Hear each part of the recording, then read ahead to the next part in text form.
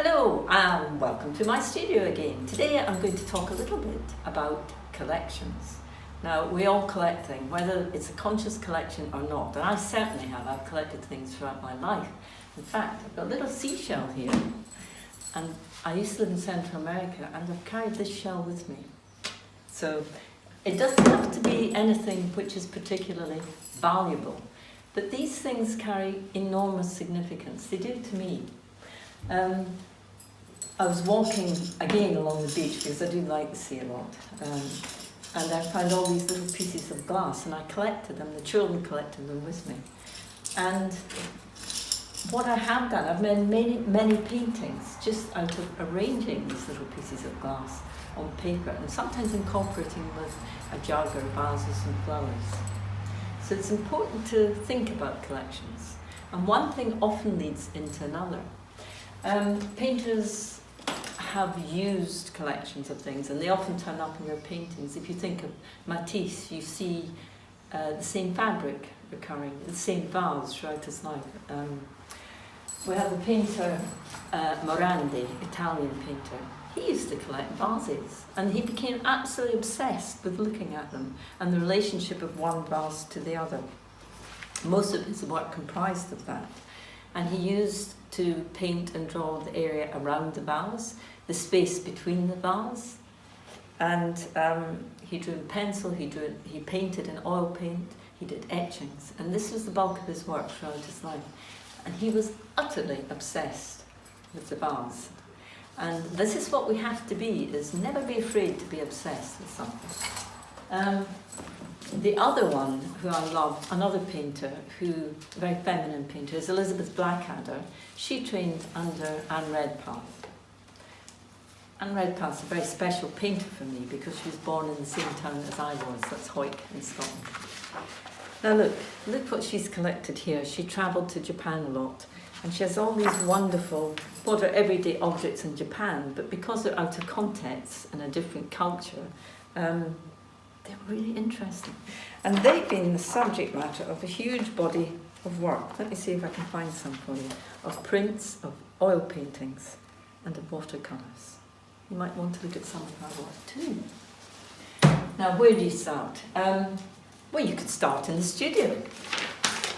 This isn't my studio, but it's a photograph of somebody else's. And I have actually painted loads of paints and brushes. But look at this fantastic collection of shapes and forms and colour, and it gives off a real energy of the painter. It could even be something like a collection of rubbers. I mean, I do collect pencil sharpeners, actually. Anybody who knows me, they travel abroad and they bring me back a pencil sharpener. But look at this, here's a rubber. And it's just the way that they're arranged, the composition, the shadow, the form, and it's in black and white. Another thing is shoes. Shoes make a fantastic thing to paint and to collect. Quite a while ago, I was in the museum in Cairo. I don't know if you've ever been there, but there's a whole section on Tutankhamun as a young child and the clothing that he wore. And part of the clothing were these wonderful silk gloves. And you could see they had the imprint of where his hands were in the gloves. And so all these things carry great significance, and shoes particularly are like that because you've got the whole character of the person in the feet, standing on the ground, how they move, it's in the shoes, it's in the clothing. Hats are another thing. So basically, one object on its own, you could take an onion, don't ask me why I've got so many onions, that's another story. But you could take one onion, isn't so impressive, but put it together and you've got this wonderful collection, which could easily be a still life. And same with the tomatoes, one in its own, not, okay, but as a collection, they become much more interesting. Many of these things are not going to be paintings or still lifes, you're not actually going to do them, but what it's doing is it's focusing your eye, it's training your eye to always be looking in terms of composition, what's going to make a nice, interesting image. And it's good fun.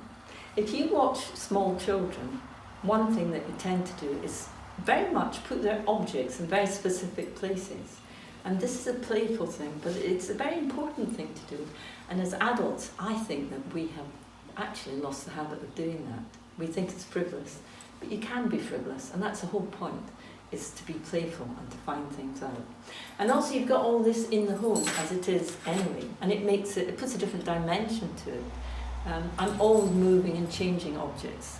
Certainly I'm in the studio, but throughout the whole house I'm moving and creating, and it teaches me to see things in a slightly different way. And occasionally it might be completely opposite objects that you think, well, they're not going to actually go well together. But when I was walking the fields this morning, and I just looked down on the ground, and we had a bit of glass, bits of pottery, a little bit of pipe, and then there's two or three pheasant feathers. And I just put them on this piece of paper, and it's very pleasing somehow. And you don't know, I might just do a quick watercolour of that later. So allow yourself to collect.